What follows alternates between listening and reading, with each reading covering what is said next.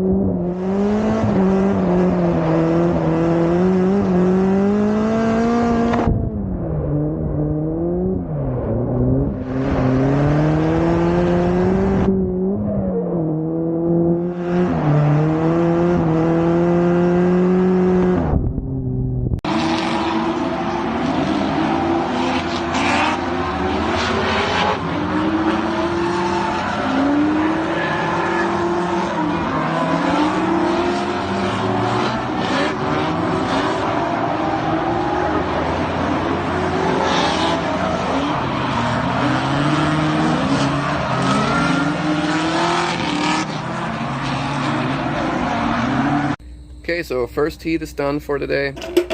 We had the drivers meeting for the comp, and they showed us what the comp layout actually is. It's a little different than what we've done for funsies, in the sense that we're still launching on the straight, get a good run up into turn 1, but basically, if you have seen us drive so far, you'll notice that where it ends, we're basically skipping the final turn around the light pole for the comp.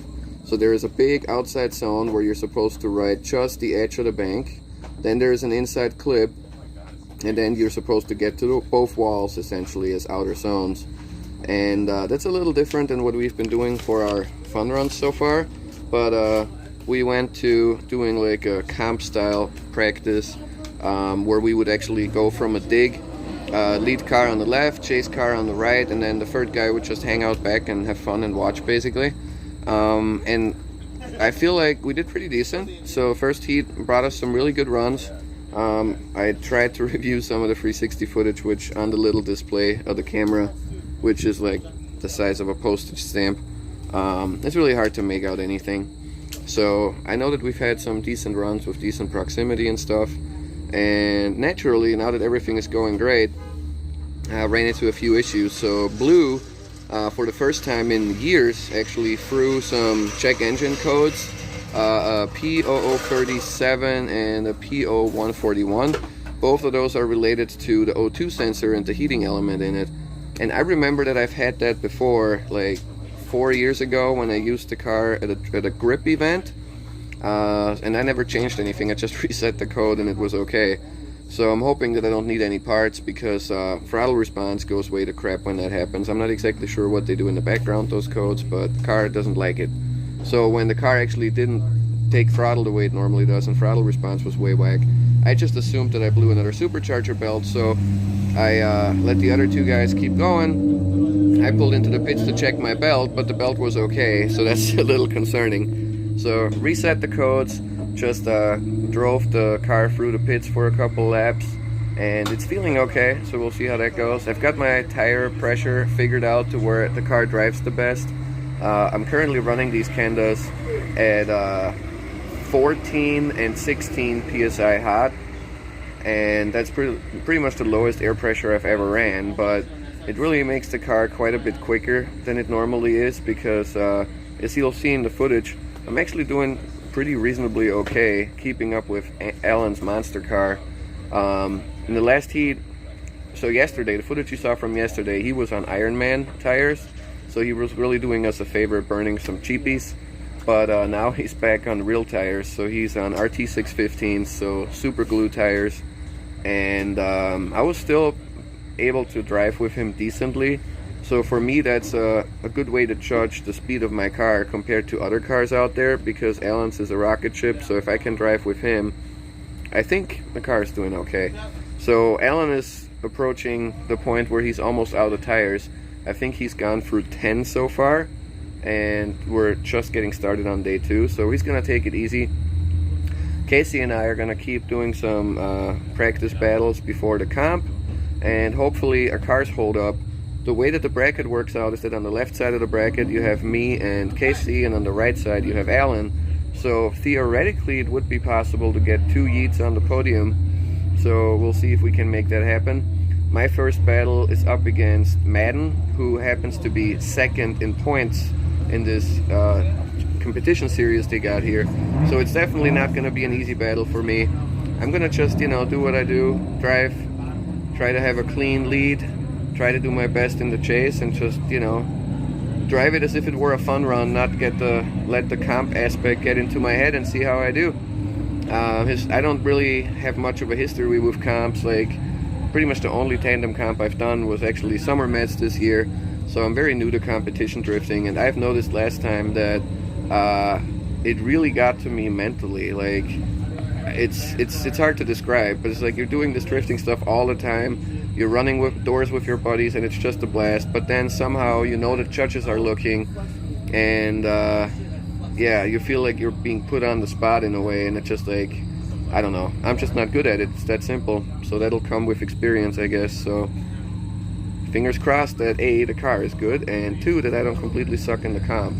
But yeah, great day so far, and this event is I keep saying this for every event we drive ever since the Yeet Fleet has really taken off, but every event I drive with these guys is my favorite event.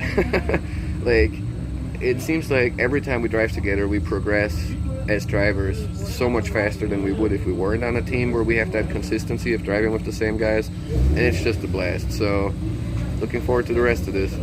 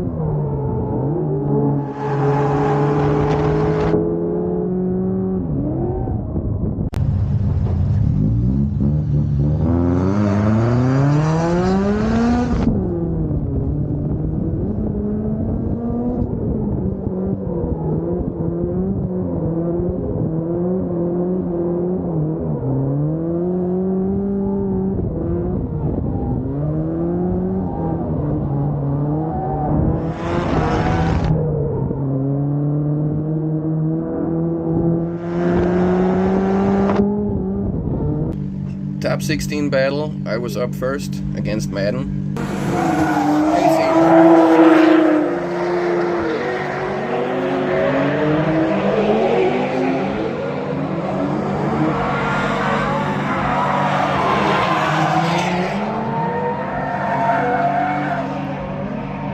Casey had a really solid lead, I felt, from my angle over here, so I'm pretty sure he's got this in the bag.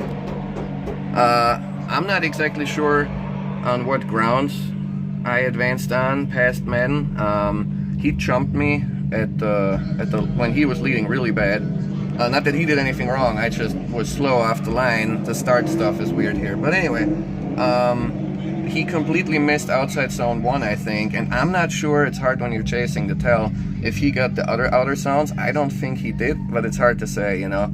The judges are up in the tower, they see everything. When you're driving, you don't see anything, basically, so it's hard to tell. But what matters is, one Yeet is in top 8, and that's me.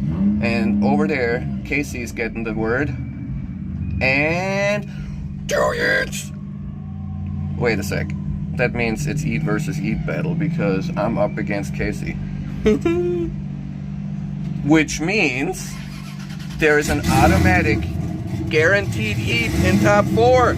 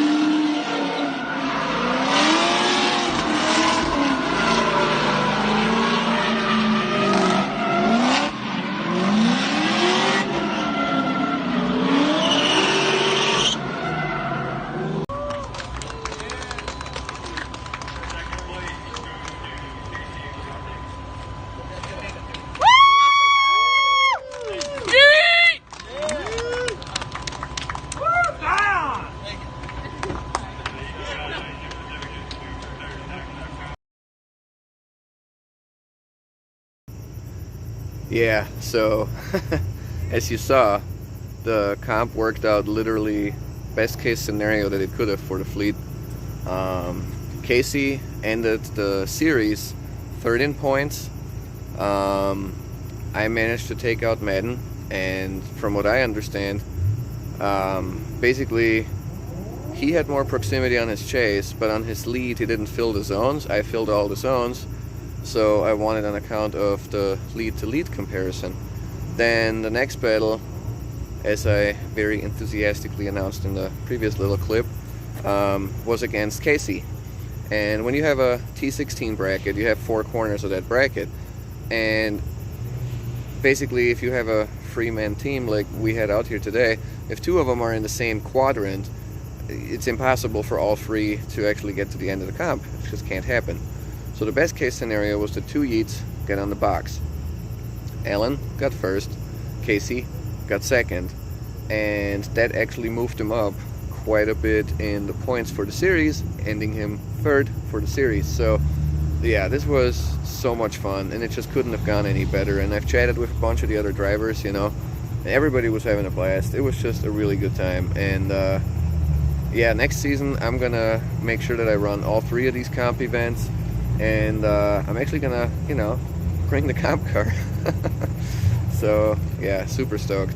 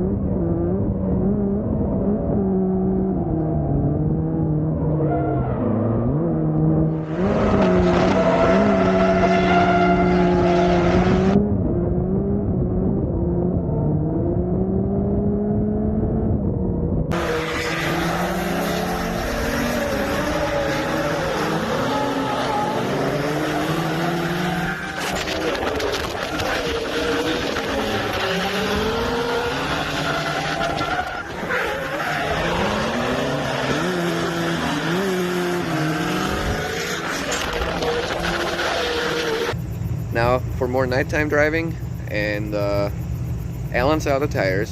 Like, he's got literally one set left, which on his car is like 4 to 6 laps. And he's gonna save that for tomorrow so he doesn't miss out on Sunday driving. And Casey is just exhausted, so he's calling it. So I was like, uh-oh. But luckily, I found somebody able and willing to still drive with me tonight. And I have a hunch those are gonna be good, because it's one of them dudes that really shred and that I've meant to drive with for quite a while, and so I'm excited to do that. So I'm gonna get started here on that shortly. And despite the exhaust almost coming off the car, it now having a total of 3 different check engine lights that come on, throttle response being shit on account of all that, this is literally some of the most fun I've ever had, period. You know, love this event, absolutely love it.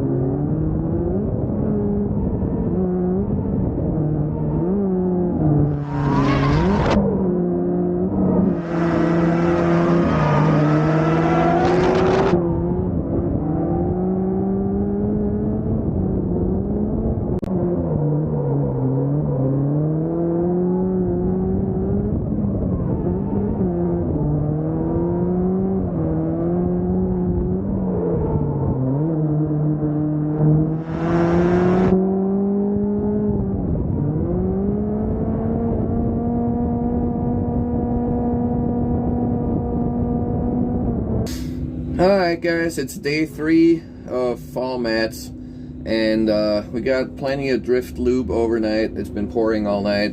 It's still on and off drizzles here, and Alan's out of tires, and not just that, but he also has a big comp coming up next week, a licensing event, so he doesn't want to risk going out and putting a boo-boo on a car after all the driving we did with keeping it boo-boo free, so I respect that. Casey is pretty wore out, and he wasn't feeling like driving in the wet either. I figured I'll take Blue out for a couple test laps, because I've never driven the new pavement in the wet yet, and I figured it'd be good practice just to rip a couple. The tires on the car, if I were to guess, they're probably like 10 psi right now, because of the cold weather, and they have plenty of tread on them, so I think grip shouldn't be an issue. They're basically brand new Kendas. Yeah, I think it should be fine to drive in the wet a little bit. I'm not sure how this edit is all gonna play out, because yesterday things got so exciting so quickly that some of the videos I recorded, I don't know that they're gonna be in sequence. Like, I'm gonna be talking about some of the comp stuff and some of the runs at night probably after you see some of the footage, or well, yeah, we'll see how it works out, but bear with me, it's been a crazy event. Blue has a couple of DTCs. It looks like it's O2 sensor related. Also, there is a new crack forming in the exhaust, so more welding ahead, but the car runs good. Just the throttle response is weird. Under 4,000 RPM, it just like doesn't take it, and it's on account of all the error codes and stuff. So between runs, it just keep resetting those. But yeah, this event was an absolute riot. I'm super proud of the whole Yeet Fleet, because I don't know, I feel like performance was on point, and I'm not just talking about the comp, you know, like the driving in general. I'm really hyped with how we drove together, and I feel like this was really about as smooth as an event like this could have gone for us, you know. So I'm happy, and we'll definitely be back to these Mats events because they're a blast. So yeah, now let's do a little bit of driving in the wet. There's 2 other 8.6s out there that are in B group, so I'm going to see if I can track one of them down and maybe get some mellow wet tandies in. We'll see. Cheers!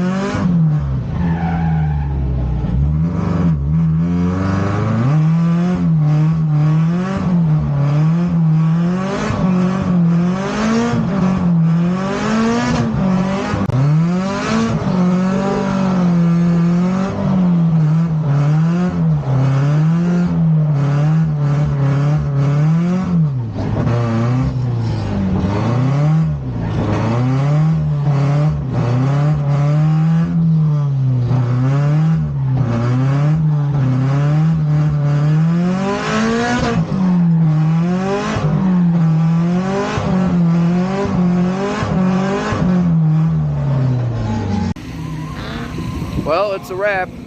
The little bit of rain driving I did wasn't anything exciting. I just wanted to test out the track, and I don't think I've ever actually driven with Ryan in his super duper slam stance BRZ. So I was like, he's out there. Might as well just see how he does, and ran a couple laps with him.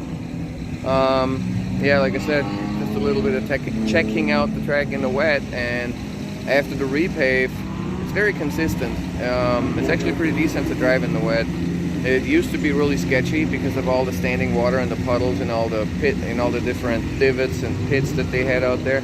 But now that the surface is nice and smooth, it's a piece of cake to drive in the rain. So, for future reference, in case you're wondering,